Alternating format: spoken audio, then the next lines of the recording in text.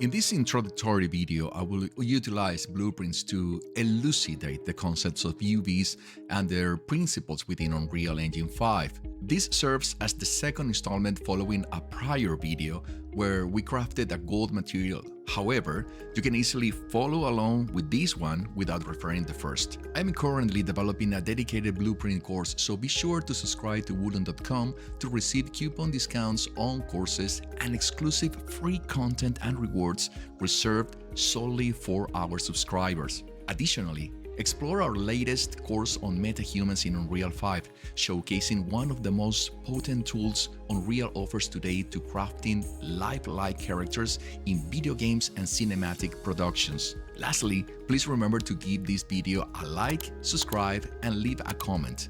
More content is in the pipeline, and if you have specific topics in Unreal you'd like me to cover, please share them in the comments. Let's dive in. In this section, we're going to continue what we started previously. You have the link for it in another video, which is called Creating a Gold Texture Material Using the Unreal Engine 5. In this case, we're going to go a bit deep into the materials and how we can use the UVs to change this material.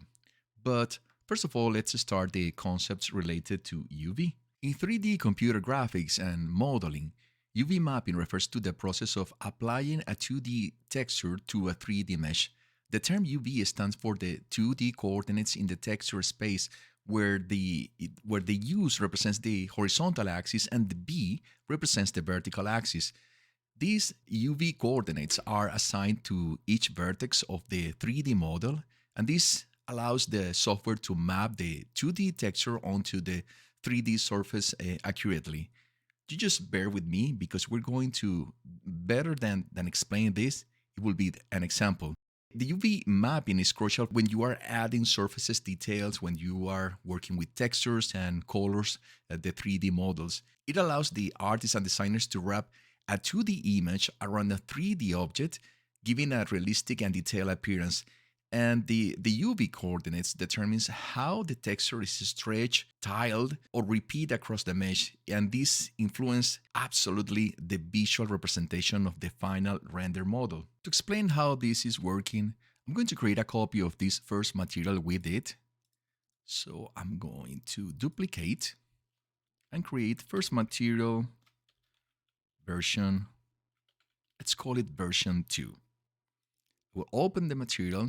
This is exactly the one we created in the previous video, where we added a lerp to create the texture related to this material and influence depending on the alpha for the values of 0 or 1 for the values that are white or the values that are more black. And this is another color that we took as a base color to create this kind of material, which is a gold material. Now, let's talk about these UVs. Well, as you can see, we have in the texture sample, we have a parameter which is called the UV. First of all, to appreciate more what we're doing, I'm going to change this perspective from a sphere to a cube, which is this one. Let me move a bit away. Good, something like around here would be great. Yeah, looks great. To update the values of the texture UV, we need to find something called the texture coordinates. So let me get here, right click, and look for texture coordinates, which is this one. When we open this, you can find that we have two particular variables, which are the U tiling and the V tiling, and of course the coordinates. So let's connect this to this parameter in the texture sample. Nothing has been changed at this moment, and we can see it here in this representation. But what would happen if I start changing, for example, the U tiling? Instead of 1, let's say I'm going to put it on 5. So as you can see here, we are stretching more the texture associated with this tiling. Even if I put it, let's say, in 0, then you will notice that we are using only the tiling which is the corresponding to the B coordinates. And as you can see, the value is stretched, the material, the texture is stretched all around this cube, which is not exactly what we're looking for, but this represents how we can play with these values. Let me put it again in 1. What you can take by the use of changing the values of U tiling and V tiling is that these values specifies the amount of tilings corresponding to U or V direction. Let's say that we change the values to 0 and 0. See what happens. Now we don't have any tiling for this structure, for this cube. But if we move it, let's say to 5 and 5, then you can see that the details for the corresponding cube are starting to be like we are having more tiles. Here you can see in this section. So let's put it again in 1 and 1. Moving back to this distance, around this distance. The parameter corresponding to the coordinate index is a feature that is useful for advanced materials where you might want to blend or layer multiple textures based on different UV coordinates. It's not my goal to cover it at this moment. I just want to explain the most basic elements, the most basic functionalities related to the UVs. Now, imagine that you want to control the value of the U tiling and V tiling at the same time with an external parameter. Instead of having to change it here, let's say that you have an external parameter that you want to use for it. Well, if you want to add an external parameter, you can just keep the key 1 and then click. And then this will generate an automatic parameter.